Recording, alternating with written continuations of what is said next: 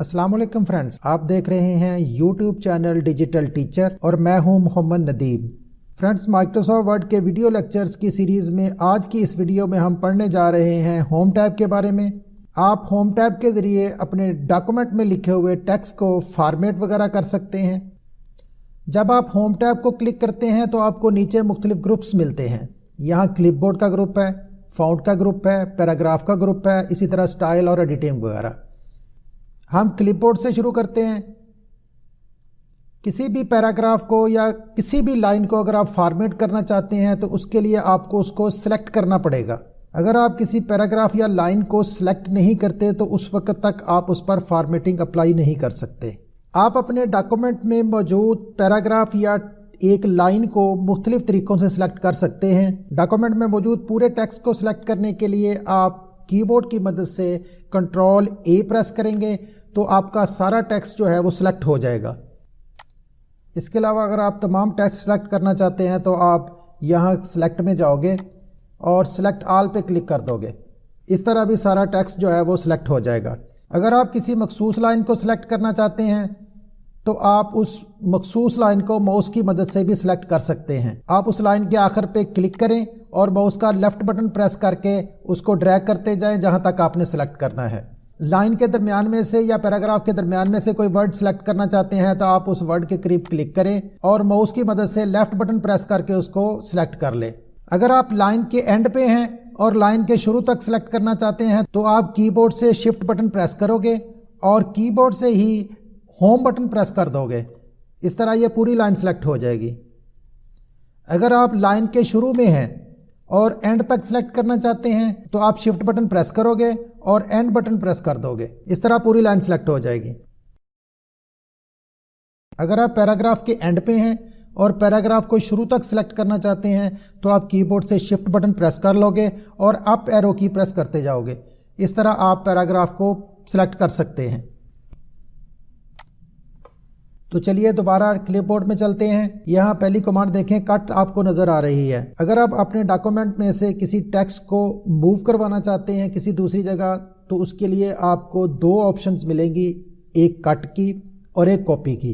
Cut command ये करती है कि सोर्स जहाँ से आप टेक्स्ट को कट करते हैं वहाँ से उसको ख़त्म कर देगी और टारगेट जहाँ पर जाकर उसको आप पेस्ट करना चाहते हैं वहाँ पर वो उसको पेस्ट करवा देगी। जबकि कॉपी कमांड ये करेगी कि आपको आपके टेक्स्ट को सोर्स जहाँ से आप टेक्स्ट को कॉपी कर रहे हैं वहाँ से उसको कॉपी करेगी और दूसरी जगह पर जाकर उसको पेस्ट करवा देगी। ये सोर्स से टेक्स्ट को ख़त्म नहीं करेगी। तो चलिए इसको इस्तेमाल करके देखते हैं। जिस टेक्स्ट को आप कट करना चाहते हैं उसको आप सिलेक्ट करें और कट पे क्लिक कर दें। ये देखें, यहाँ से मैंने डिजिटल को सिलेक्ट किया था और कट पे क्लिक करने से डिजिटल यहाँ से ख़त्म हो गया है। अब मैं जहाँ पर जाकर इसको पेस्ट करना चाहूँगा एंटर की मदद से वहाँ पर जाऊँगा और वहाँ पर जाकर इसको पेस्ट करवा दूँगा। आप जितनी दफ़ा मर्ज़ी इसको पेस्ट करवा सकते हैं। एंटर करेंगे, दूसरी लाइन में जाएंगे और यहाँ भी इसको पेस्ट करवा सकते हैं। अब कॉपी कमांड को देख लेते हैं। कॉपी करने के लिए आप टेक्स्ट को सिलेक्ट करो और यहाँ कॉपी कमांड पे क्लिक कर दो। यहाँ देखिए कि अब ये टेक्स्ट यहाँ से ख़त्म नहीं हुआ। जहाँ पर आप जाकर रखना चाहते हैं वहाँ पर दोबारा जाकर पेस्ट कर दें।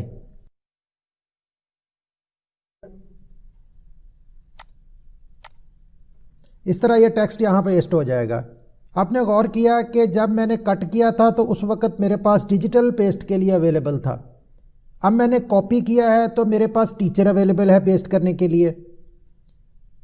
नॉर्मल हालात में जब आप कट या कॉपी करते हैं तो लास्ट में जो आपने एक्शन किया होता है वो आपके पास पेस्ट करने के लिए अवेलेबल होता है।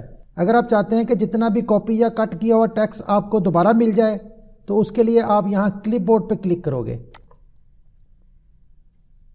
आप अपने डॉक्यूमेंट में से जो भी टेक्स्ट कॉपी या कट करते हैं वो यहाँ क्लिपबोर्ड में स्टोर होता रहता है। यहाँ से आपको ये पाबंदी नहीं होती कि आपने जो आखिर में कट या कॉपी किया हुआ हो वो पेस्ट कर सकें।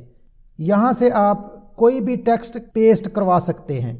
अब देखें, यहाँ टेक्स्ट सबसे पहले मैंने डिजिटल को कट किया था वो भी यहाँ मौजूद है और टीचर को मैंने कॉपी किया था वो भी यहाँ मौजूद है। अगर मैं इस लाइन को यहाँ से कॉपी करता हूँ तो वो भी यहाँ आ जाएगी। इस तरह जो भी आप कट या कॉपी करेंगे वो यहाँ आता रहेगा। यहाँ से आप अपनी मर्जी से कोई भी पेस्ट करवा सकते हैं। अगर मैं डिजिटल पेस्ट करवाना चाहता हूँ तो डिजिटल पे क्लिक कर दूंगा। अगर मैं टीचर पेस्ट करवाना चाहता हूँ तो टीचर पे क्लिक कर दूंगा। अगर आप ये सारी लिस्ट वॉश करवाना चाहते हैं तो आप यहाँ क्लियर ऑल पे क्लिक कर दोगे तो ये सारी लिस्ट ख़त्म हो जाएगी। आप दोबारा अपनी लिस्ट तैयार कर सकते हैं।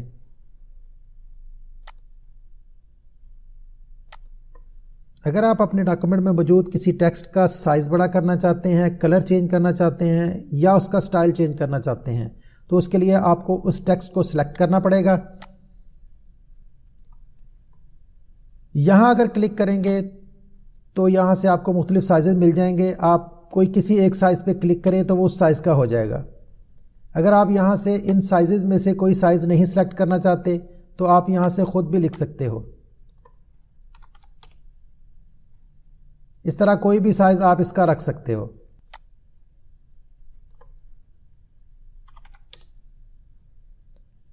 यहाँ क्लिक करेंगे तो आपको मुख्तलिफ स्टाइल मिल जाएंगे। यहाँ से कोई भी आप इसको स्टाइल दे सकते हो। यहाँ क्लिक करेंगे तो ये थोड़ा सा टेक्स्ट बोल्ड हो जाएगा। यहाँ क्लिक करेंगे तो ये थोड़ा सा इटैलिक हो जाएगा, तिरछा हो जाएगा। और यहाँ क्लिक करेंगे तो ये अंडरलाइन हो जाएगा। यहाँ क्लिक करने से आप इसका कलर चेंज कर सकते हैं।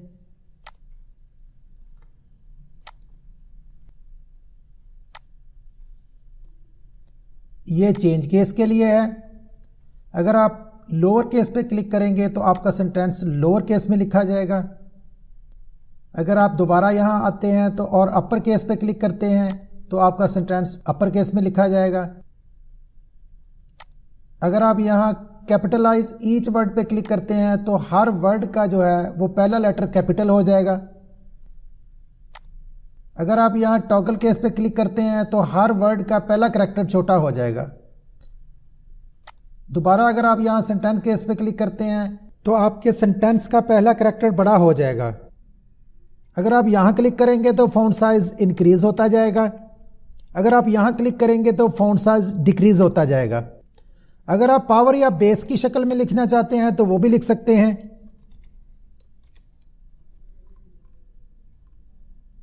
टू को बेस बनाने के लिए आप इसको सिलेक्ट करोगे और यहाँ पर सबस्क्रिप्ट पे क्लिक कर दोगे तो ये बेस बन जाएगा। अगर आप यहाँ सुपर स्क्रिप्ट पे क्लिक करते हैं तो ये पावर में आ जाएगा। इस तरह आप किसी को भी पावर या बेस की शक्ल में लिख सकते हैं। अगर आप किसी टेक्स्ट को स्टाइल देना चाहते हैं तो उसको सिलेक्ट करें और यहाँ से उसको कोई भी स्टाइल दे दें। जो भी स्टाइल आप चूज़ करोगे वो उस पर अप्लाई हो जाएगा। अगर आप टेक्स्ट को मज़ीद स्टाइल देना चाहते हैं तो आप यहाँ पर क्लिक करें। यहाँ क्लिक करेंगे तो एक टेक्स्ट के ऊपर एक लाइन सी लग जाएगी, इसको स्ट्राइक थ्रू कहते हैं। अगर आप किसी टेक्स्ट को हाईलाइट करना चाहते हैं तो उसके लिए उस टेक्स्ट को सिलेक्ट करें और यहाँ से कोई भी हाईलाइट के लिए कलर चूज़ कर लें। इस तरह वो टेक्स्ट जो आपका सिलेक्टेड होगा वो हाईलाइट हो जाएगा। अगर आप चाहते हैं कि आप अपने टेक्स्ट पर जो भी आपने फॉर्मेटिंग अप्लाई की है वो ख़त्म हो जाए, उसके लिए आप जिस टेक्स्ट की फॉर्मेटिंग ख़त्म करना चाहते हैं उसको सिलेक्ट करें और यहाँ पर क्लिक कर दें। यहाँ पर क्लिक करने से आपकी हर किस्म की फॉर्मेटिंग जो है वो ख़त्म हो जाएगी। नेक्स्ट बारी आती है पैराग्राफ की। पैराग्राफ में सबसे पहले बुलेट्स हैं।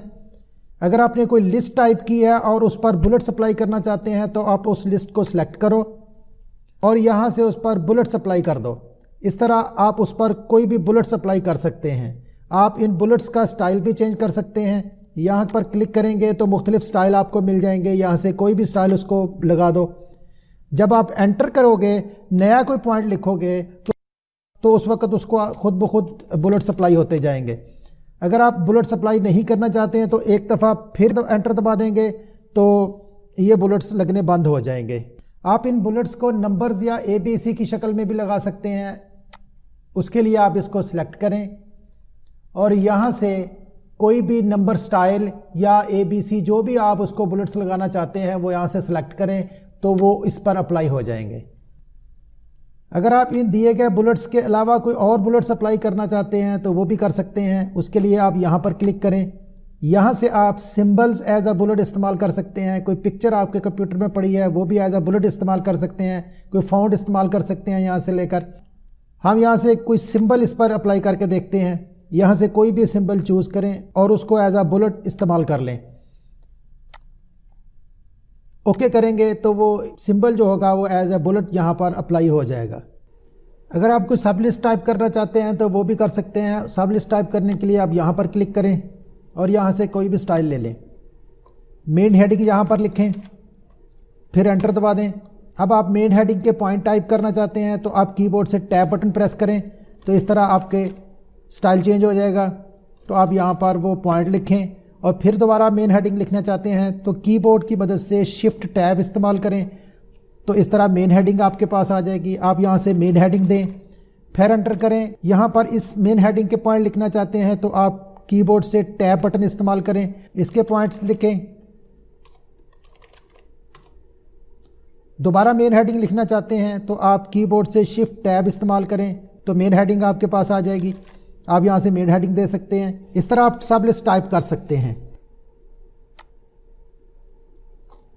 यहाँ से आप अपने टेक्स्ट का इंडेंट सेट कर सकते हैं। लेफ़्ट राइट से अगर आपने कोई मार्जिन छोड़ना हो लिखने के लिए तो वो छोड़ सकते हैं। यहाँ क्लिक करेंगे तो आपका जो इंडेंट बढ़ता जाएगा और यहाँ क्लिक करेंगे तो इंडेंट कम होता जाएगा। यहाँ क्लिक करने से आप अपने टेक्स्ट की डायरेक्शन चेंज कर सकते हैं। अगर आप अंग्रेज़ी लिख रहे हैं तो आपको डायरेक्शन जो है वो लेफ़्ट टू राइट रखनी पड़ेगी। अगर आप उर्दू लिख रहे हैं तो आपको टेक्स्ट की डायरेक्शन राइट टू लेफ़्ट रखनी पड़ेगी। मैं आपको अभी प्रैक्टिकल करके दिखाता हूँ।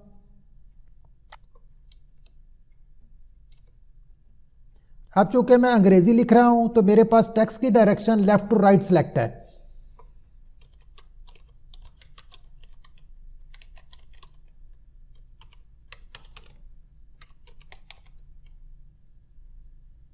आप अगर उर्दू लिखना चाहते हैं तो टेक्स्ट की direction left to right select करें। मेरे पास उर्दू कीबोर्ड इंस्टॉल है, मैं यहां से उर्दू कीबोर्ड ले लेता हूं।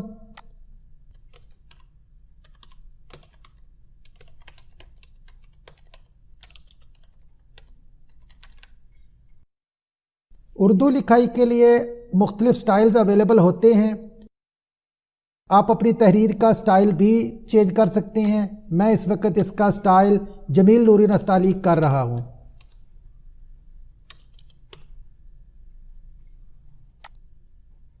इस तरह आप लेफ़्ट टू राइट और राइट टू लेफ़्ट दोनों डायरेक्शन में लिख सकते हैं। इसके बाद हम सॉर्ट को पढ़ते हैं। उसके लिए मैं यहां कुछ नाम टाइप कर रहा हूं।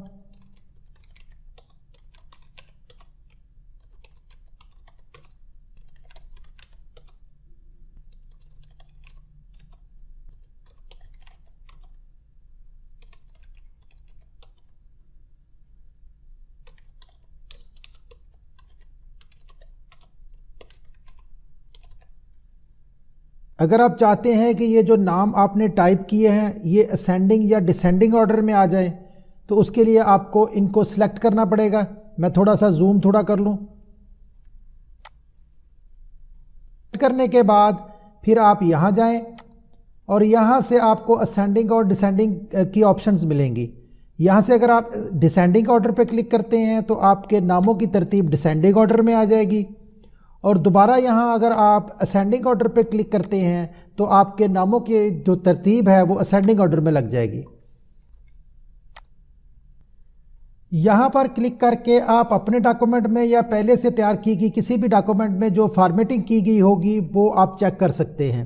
अगर आप यहाँ पर क्लिक करेंगे तो आपको शो करवा देगा कि कहाँ कहाँ पर आपने एंटर इस्तेमाल किया है और कहाँ पर आपने स्पेस दी है और कहाँ पर टैब का इस्तेमाल हुआ है। ये आइकॉन शो कर रहा है कि यहाँ पर आपने एंटर बटन इस्तेमाल किया है और यहाँ ये शो कर रहा है कि आपने यहाँ पर स्पेस बार दबाई है और ये वाला शो कर रहा है कि आपने यहाँ पर टैब बटन इस्तेमाल किया है। आप जितनी दफ़ा भी स्पेस बार दबाएंगे वो उसको काउंट करता रहेगा और जितनी दफ़ा टैब दबाएंगे वो उसको काउंट करता रहेगा। इसके अलावा जो भी फॉर्मेटिंग आप करते हैं वो स्टोर होती रहती है, आप उसको बाद में चेक कर सकते हैं। ये हिडन फॉर्मेटिंग होती है, ये आपके प्रिंट में नहीं आती, ये सिर्फ आपके व्यू के लिए होती है। इसके बाद हम पढ़ते हैं कि पैराग्राफ की फॉर्मेटिंग कैसे की जाती है। पैराग्राफ की फॉर्मेटिंग को समझने के लिए मैं डमी पैराग्राफ इंसर्ट करवा लेता हूँ। मैं पहले इस फॉर्मेटिंग को बंद कर लूं। डमी पैराग्राफ इंसर्ट करवाने के लिए आप इज इक्वल टू रैंड लिखोगे और ब्रैकेट शुरू करोगे और ब्रैकेट बंद कर दोगे। जब आप एंटर करोगे तो आपके पास पैराग्राफ आ जाएंगे जिसके ज़रिए आप प्रैक्टिस कर सकते हैं। मैं थोड़ा सा जूम थोड़ा कर लेता हूं।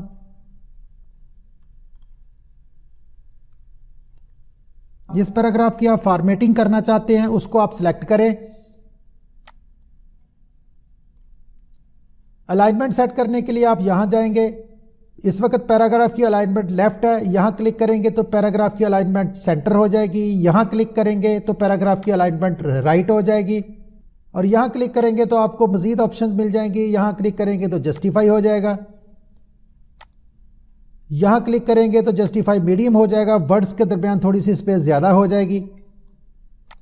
यहां क्लिक करेंगे तो जस्टिफाई हाई हो जाएगा, वर्ड्स के दरमियान थोड़ी सी स्पेस और बढ़ जाएगी। यहां क्लिक करेंगे तो जस्टिफाई लो हो जाएगा।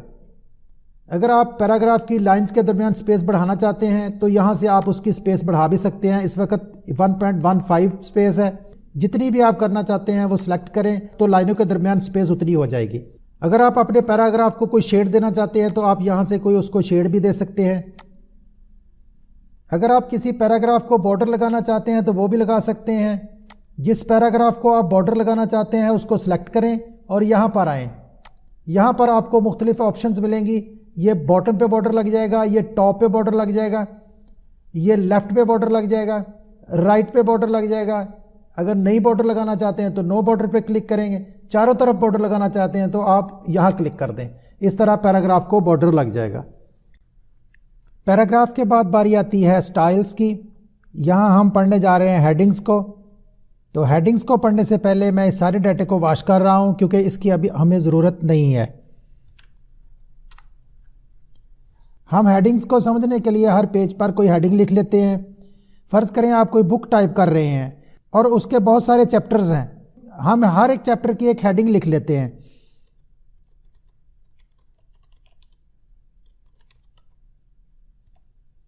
इसी तरह दूसरे पेज पर एक हेडिंग लिख लेते हैं।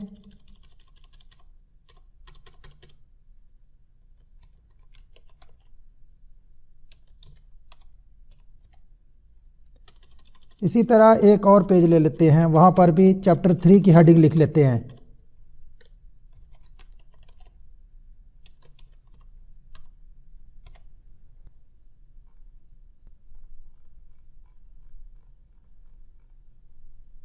चैप्टर्स के नाम लिखने के बाद हम यहाँ से उस पर हेडिंग अप्लाई करेंगे।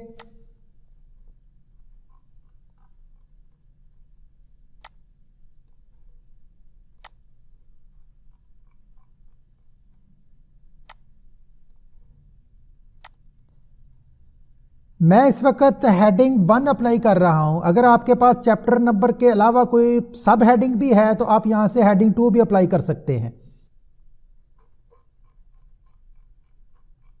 हेडिंग्स अप्लाई करने का फ़ायदा यह है कि आपके पास बहुत ज़्यादा चैप्टर्स हैं, आप किसी मखसूस चैप्टर्स पर पहुंचना चाहते हैं तो आप हेडिंग की मदद से पहुंच सकते हैं। अगर आप यहां फाइंड पे क्लिक करोगे तो इस तरफ आपको नेविगेशन का डायलॉग बॉक्स खुल जाएगा। यहाँ से अगर आप हेडिंग पे अप्लाई करते हैं तो आपको सारी आपकी हेडिंग्स मिल जाएंगी। यहाँ जिस हेडिंग पर आप क्लिक करोगे उस हेडिंग पर आप बआसानी पहुँच सकते हैं। अब मैंने चैप्टर 1 पे क्लिक किया तो चैप्टर 1 आपके पास आ गया। चैप्टर 2 पे क्लिक करूँगा तो चैप्टर 2 आपके पास आ जाएगा। इस तरह आप अगर आपके पास 100-150 इससे भी ज़्यादा अगर पेजेस होंगे, अगर आपने हेडिंग्स अप्लाई की होंगी तो आप बआसानी उस मखसूस हेडिंग तक पहुंच सकते हैं।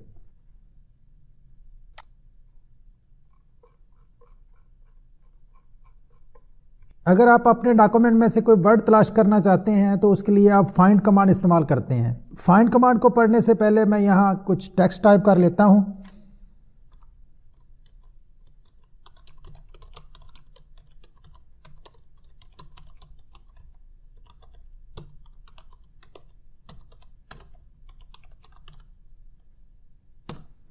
जी एक छोटी सी लाइन टाइप की है।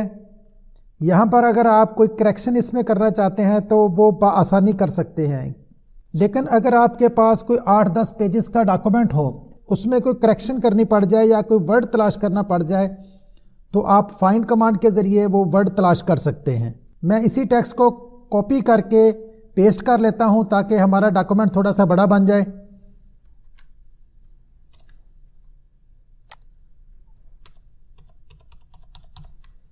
जी, अब अगर पैराग्राफ या डॉक्यूमेंट तैयार करने के बाद आपको याद आया कि उसका प्रोफेशन डॉक्टर नहीं था, कुछ और था, तो इसके लिए अगर आप देखना चाहते हैं कि मैंने डॉक्टर कहाँ कहाँ टाइप किया है तो आप फाइंड कमांड पे क्लिक करोगे।